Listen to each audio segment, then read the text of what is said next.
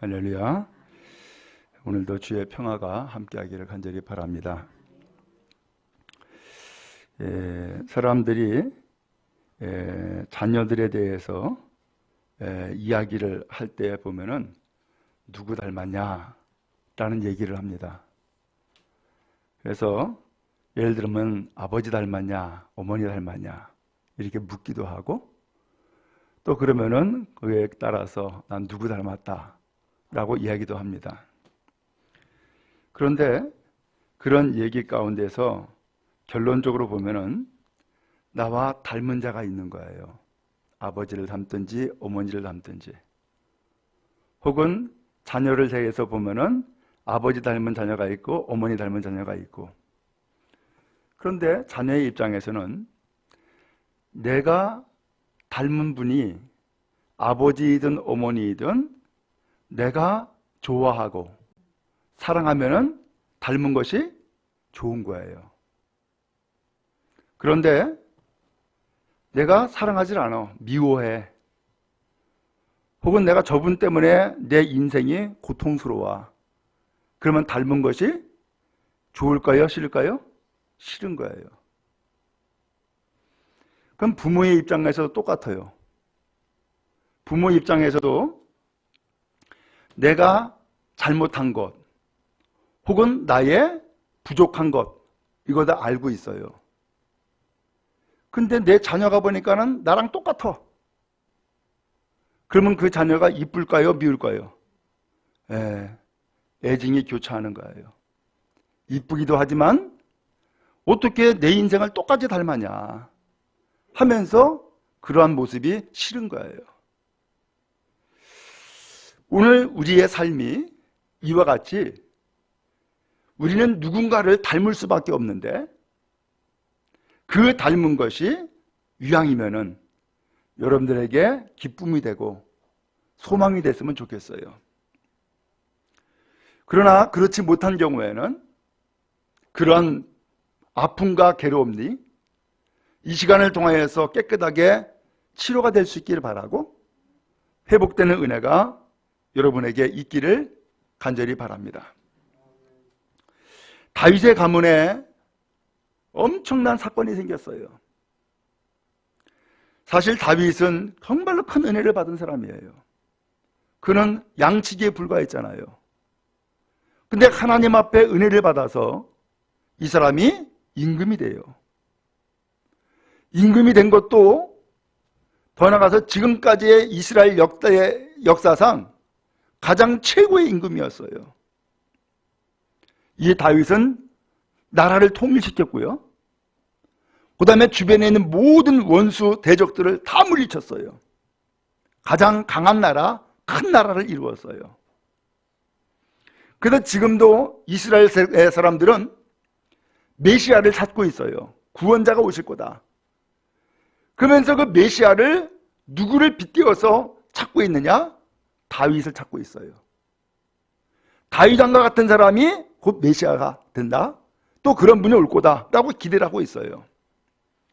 그 정도로 유명하고 훌륭한 임금 다윗인데, 이 사람에게 치명적인 약점이 하나가 있는 거예요.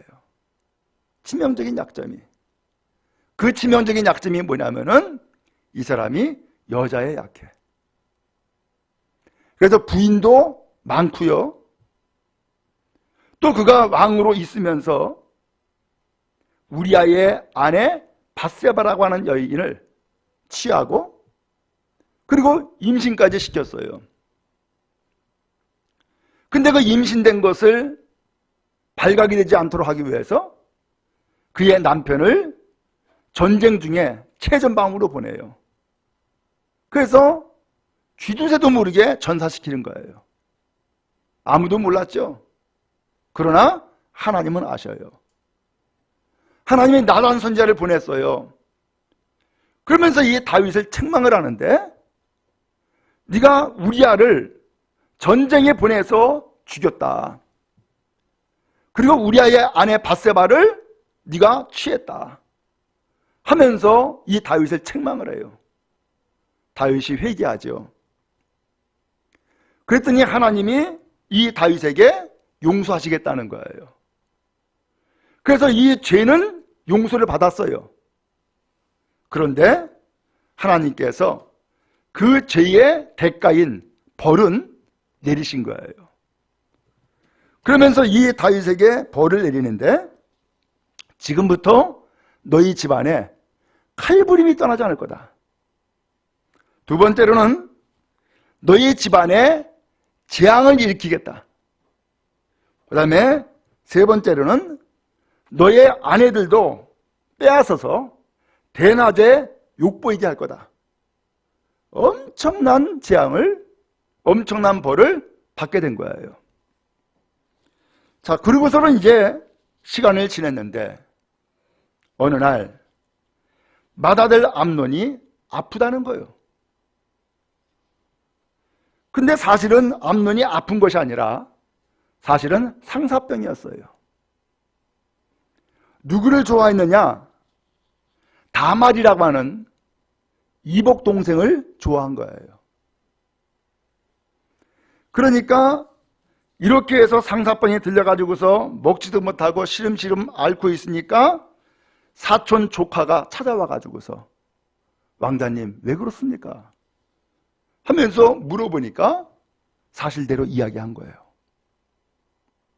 아이고, 그러면 이렇게 하세요 하면서 그 사촌 조카가 뭐를 가르쳐 주냐면은 병들어 앓은 척을 하라고.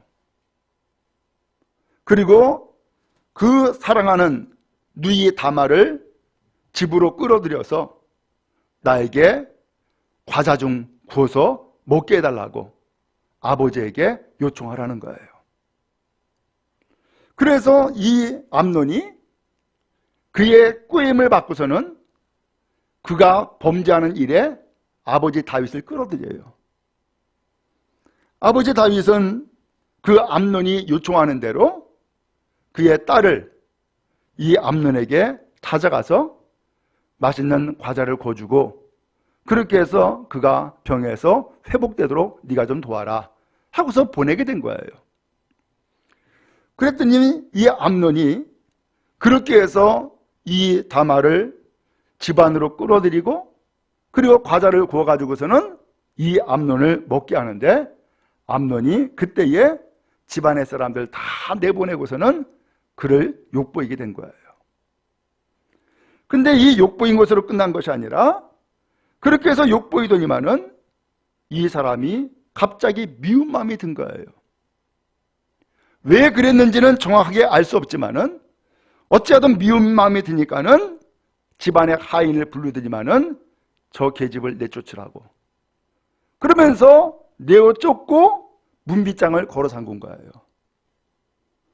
이 다말은 나를 욕보인 것도 큰 죄이지만 나를 내쫓는 것은 더 큰 죄라고 그러면서 울고불고 아우성을 하게 된 거예요. 내쫓겼어요.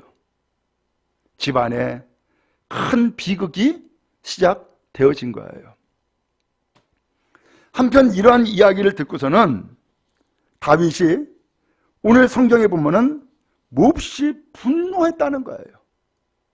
몹시 분노했어요.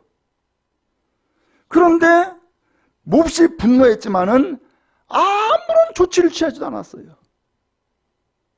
그를 불러서 혼낸 것도 아니고 무슨 벌을 준 것도 아니고 아무 조치를 취하지 않는 거예요. 아니, 아무 조치를 취할 수가 없는 거예요. 왜 그럴까요? 이 암논이 행한 그 죄는 사실은 자기 죄야. 자기 죄. 내가 우리아의 아내 밧세바를 범한 그 죄가 있었는데 그 죄에 대해서 하나님이 내리신 벌이 너희 집안에 재앙을 일으킬 거다. 너희 집안에 칼부림이 떠나지 않을 거다 라고 했는데 그 사건이 정말로 맏아들 암논을 통해서 이루어지기 시작한 거예요. 다윗은 그 이야기를 듣고서는 아마 몹시 화가 난 거예요. 몹시 화가 났지만은 이 다윗은 어찌할 수가 없어요. 왜? 그 암논의 모습이 바로 나의 모습이야. 암논이 저렇게 죄를 진 것이 내가 지은 죄였어요. 오늘 그러다 보니까는 이 암논에게 너 잘못했어 라고 말할 수가 없는 거예요. 오늘 이것으로 다윗이 행한 것은 아무것도 없이 끝나버리고 만 거예요. 오늘 여러분 이상하죠? 여러분도 보면은 자녀들 가운데에 여러분을 닮은 자녀가 있어요, 없어요? 있죠? 이뻐요, 미워요? 미운 것도 있겠죠. 또 이쁜 것도 있겠죠. 근데 나의 좋은 모습을 본받았으면 이쁠 텐데 나도 내가 싫어. 나도 내가 미워. 내가 죄가 많고 허물이 많다는 것을 나도 알아. 그런데 그런 모습을 똑같이 자녀가 하고 있다. 그러면 그 자녀가 어떻게 돼요? 미운 거예요. 왜? 그게 나의 모습이니까. 그게 미우니까 어떻게 해요? 학대하고 체벌하고 그런 일들이 자녀들에게 나타나게 된단 말이에요.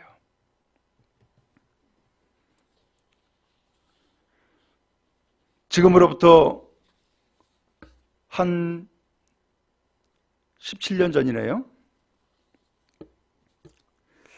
2003년도인데 당시 10대였던 김군이 있었어요. 부모가 이혼했어요. 아버지와 살게 된 거예요. 그런데 그가 이 청소년 시절에 아버지로부터 양육받으면서 구타와 학대를 겪게 되어진 거예요. 아마 상황은 짐작이 될 수 있어요. 뭔가 문제가 있으니까 이혼했겠죠? 그러면서 자식 사랑하는 마음은 있으니까 아마 아버지가 떠안았든지 아니면은 그 어머니가 자식을 나는 책임 안 지겠다 해가지고서 그렇게 떠났는지 모르겠어요.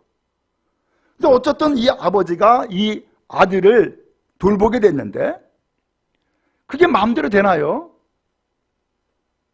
그러면서 그의 여러 가지 어려움들을 누구한테 풀이하겠어요? 자식한테 화풀이하는 거야. 그러니까는 이 김군에게 구타와 학대가 계속 이어진 거예요. 그러다가 이 김군이 이제는 청년이 됐고 이제는 어른이 됐어요. 그러다가 누구를 만났느냐? 남편의 폭력에 시달리는 박씨라고 하는 여인을 알게 된 거예요. 그 여인을 알면서 뭘 느꼈느냐? 동병상련의 감정을 느낀 거예요. 아, 저 여자도 나랑 똑같은 아픔을 겪고 있네. 그래서 그 박씨를 이혼을 하겠다라고 하는 것을 도와주는 거예요.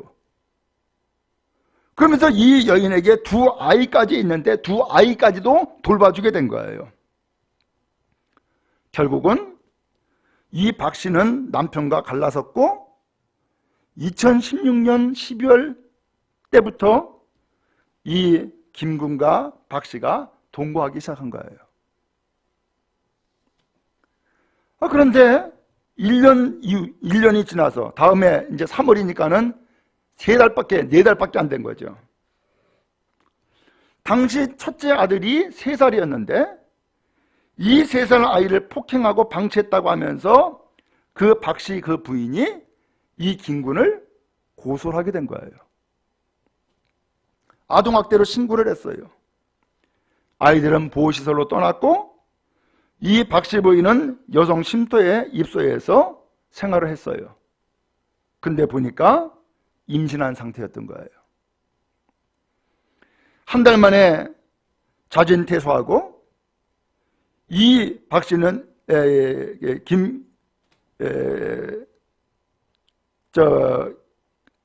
이게 박 씨는 그 김군의 처소로 찾아왔어요. 그리고 같은 해에 8월 달에 결혼을 했어요. 그렇지만 아동학대로 인해서 재판에 넘겨져 가지고서 징역 1년에 집행유예 3년을 선고받았어요. 아이들과 접촉의 기간이 제한됐는데 1년 동안 만나지 못하는 접촉 제한 기간을 겪게 된 거예요. 이제 1년 후 접촉 기간이 이제는 끝났고 이제는 아이를 데려오기로 마음을 먹었어요. 생각은 아이들을 그래도 부모 손에서 자라야지 그게 좋은 거지 라고 생각을 하고서는 아이를 데려와야겠다 생각하고 데려온 거예요. 근데 이 아동보호 기관에서는 이 김군이 지속해서 부모 교육을 받는 조건으로 그리고 사후의 관리까지도 동의를 하는 것을 조건으로 아이를 돌려받게 된 거예요. 근데 이 잘 키우겠다고 생각을 하고서 데리고 왔는데 그때까지만 해도 무슨 마음이 있었을까요?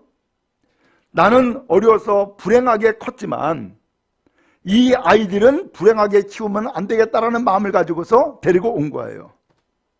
그런데 참 이상한 것은 그렇게 해서 이 아이를 데려왔는데 그 첫째 아이가 이상스럽게 자기랑 닮았다고 생각이 든 거예요. 내가 어린 시절 겪었던 그런 모습이 그 아이를 통하여서 그대로 보여진 거야. 그러니까는 나의 인생이 미운데 이 아이까지도 미움이 된 거예요. 그러면서 결국은 이 아이에게 밥도 제대로 먹이지 아니하고 하루 한 끼 제공하고 그 다음에 매를 수차례 때리고 심지어는 개와 함께 화장실에 가두고 그러면서 방치를 했어요. 어느 때는 첫째 아이, 둘째 아이와 그 다음에 결혼해서 낳은 셋째 아이까지 다 눈앞에 보게 하면서 정서적인 학대까지도 했다는 거예요. 이 김군은 정상적인 양육을 받지 못하다 보니까 이 아이들을 어떻게 키워야 되는지를 모르는 거예요. 그리고 더 나가서 그는 훈육한다라고 하면서 학대와 매를 때리면서 아이를 가리킨 거예요. 아이의 체중은 급속하게 줄었고 그 다음에 내부의 그 혈액이 눈 주변으로 짙게 퍼지는 일이 생겼고요. 심지어는 전선 케이블로 혹은 털실로 아이를 꽁꽁 묶어두었어요. 이것을 본 그 박씨 부인이 아이 풀어주지 않으면 죽을 것 같다고 말을 했지만 결국은 이 아이는 탈진하고 결국 세상을 떠나 죽고 말게 된 거예요. 이로 인하여서 이 사람은 이제 결국은 검찰에 끌려가서 그가 결국 재판에 넘겨지는 일이 생겼고 22년이라고 하는 형을 살게 되어진 거예요. 자, 여기서 보면은 참 이상스럽죠. 이 김군이 이 박씨 부인을 알면서 동병상련을 느낀 거예요. 나와 똑같구나. 그래 도와주겠다고 했지만은 그게 돕는 것이 아니었던 거예요. 두 아이를 돌보고 키워줘야겠다라고 생각했지만은 그게 정상적인 키움이 아닌 거예요. 내가 받았던 학대를 똑같이 그 아이에게 하고 있는 거예요. 여러분, 우리가 이렇게 사는 경우가 얼마나 많아요. 나는 이렇게 살고 싶지가 않아. 그러니까 이 아이도 이렇게 살게 하고 싶지가 않아. 그러면서 소위 말하면 양육하고 훈육한다고 하면서 오히려 내가 당했던 학대를 똑같이 하고 있는 거예요. 내가 스스로 미우니까 똑같이 미워하는 거예요. 이게 비극이죠. 가정에 이 죄악과 혹은 이 어두움의 그림자가 계속 이어지는 것을 알게 되어져요. 오늘 다윗도 마찬가지였어요. 다윗 많은 부분에서 훌륭했지만은 그가 딱 한 가지 여자의 유혹에 약해가지고서 넘어지고 쓰러지는 그의 인생이 참 공교롭게도 그의 맏아들에게 그대로 드러나 버리잖아요. 얼마나 미웠을까? 얼마나 자기의 인생을 한탄했을까? 나는 이렇게 실수와 허물이 있었지만 그래도 장남 너는 그러지 말아야지 라는 마음이 얼마나 있었겠어요. 그런데 안타깝게도 그러지 않았어요. 자기의 모습이랑 똑같았어요. 내가 지은 죄를 똑같이 짓고 있는 거예요. 그러면서 이 다윗은 어찌할 수가 없는 거예요. 왜? 내 죄 때문에 이 아들이 이런 죄를 범하고 있으니까. 나도 잘못한 사람인데 내가 이 아들에게 무슨 벌을 주고 어떻게 이 아들을 책망할 수 있겠느냐라고 하는 생각을 한 거죠. 한편 그의 친오라버니 압살롬이 있어요. 이 압살롬은 이 누이 동생을 상당히 이뻐했나 봐요. 이 압살롬이 다말에게 묻죠. 암논이 너에게 악을 행했느냐?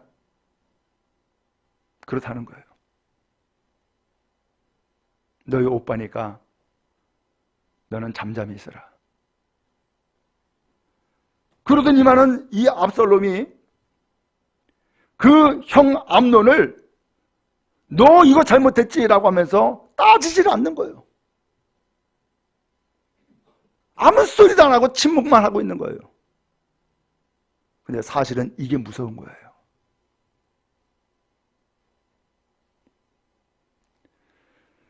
따지지도 않고 계속 침묵하고 있다? 그거 뭐 하고 있는 거예요? 마음에 칼을 갈고 있는 거예요. 오늘 여기에서 이 비극이 계속 이어지는 거예요. 오늘 여러분의 삶은 어떻습니까? 아, 나는 지금까지 행복해. 난 잘 살았어. 나는 복 받았어. 한다면 얼마나 좋겠어요. 근데 혹시나 그러지 아니하고 나는 이런 부분에 있어서 나는 불행했어. 나는 많은 고통을 겪었어. 나의 인생은 더 이상 이런 모습으로 살기 싫어. 라고 하는 마음이 혹시 가지고 있는 부분이 있습니까? 해결해야 되지 않겠어요? 풀어야 되지 않겠어요? 이것이 더 이상 나의 자녀들에게, 후손들에게 이어져서는 안 되지 않아요? 이런 가문의 가말로 암적인 이 병은 깨끗하게 도려내고 해결해야지 가정이 평안하고 복되지 않겠어요? 그러면 그 길이 도대체 뭐겠어요? 제가 박사과정 논문을 쓸 때에 정태기 교수님이 논문 지도를 했어요. 그러면서 치유상담원에서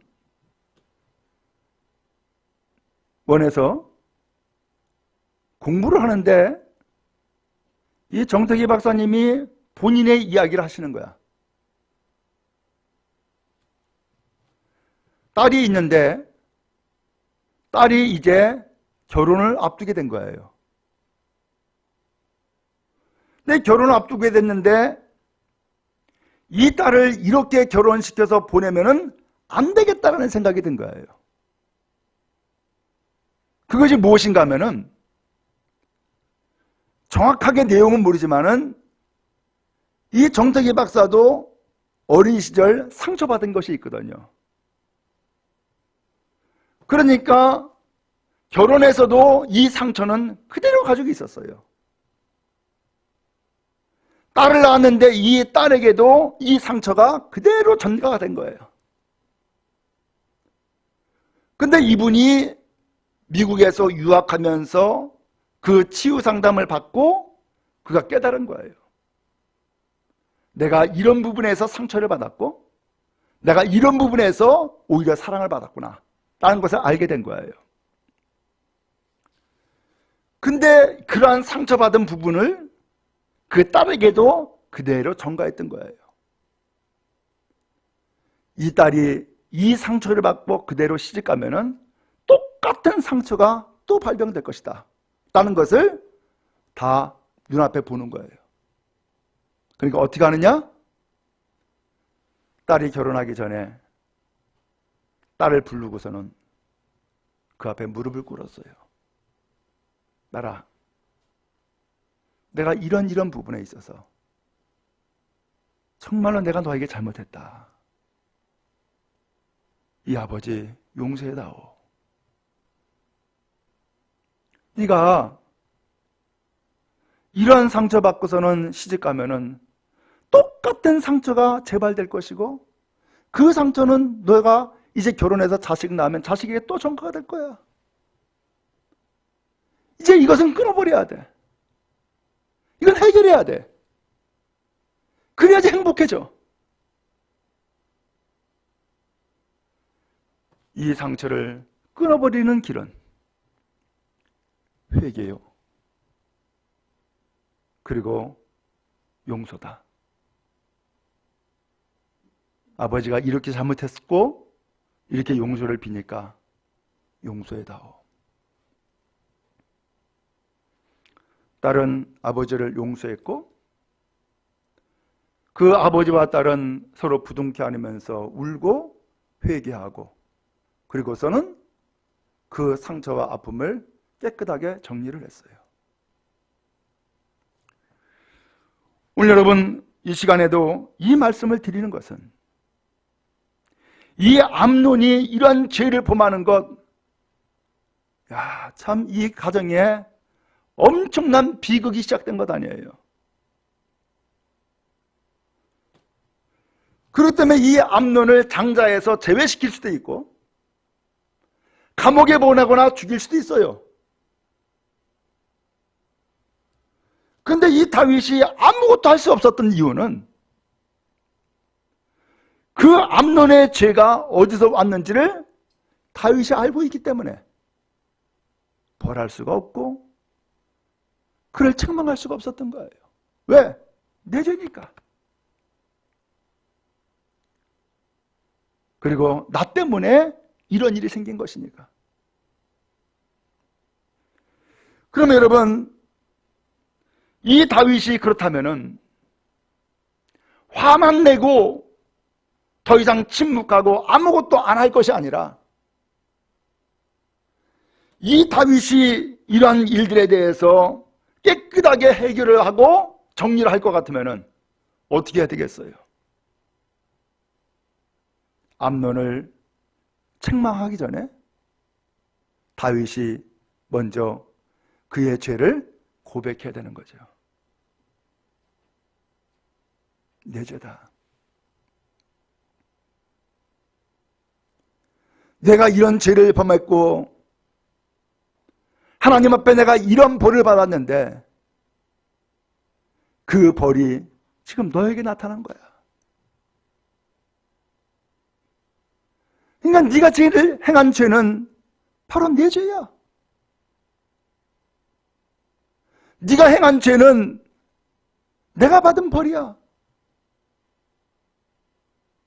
하나님 앞에서는 이미 내가 죄를 고백하고 용서를 받았지만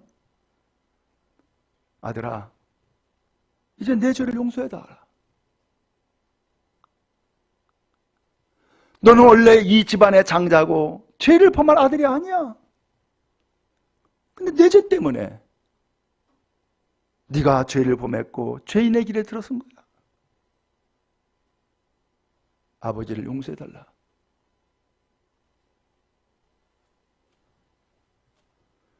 그리고서는 이 아버지와 아들과의 그 관계를 다시금 회복하고 정립을 했다면은 그 집안의 재앙은 그것으로 끝났을 거예요.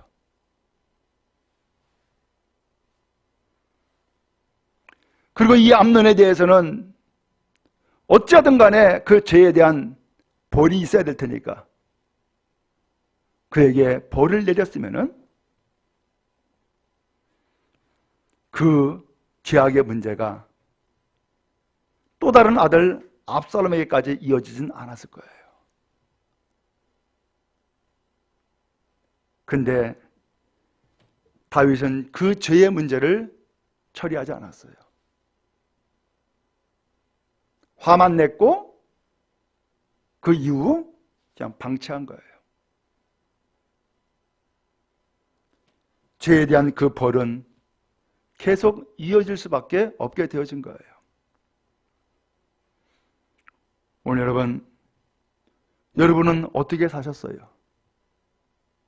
사실 우리는 완벽한 사람 아무도 없어요. 누구나가 다 죄를 지어요.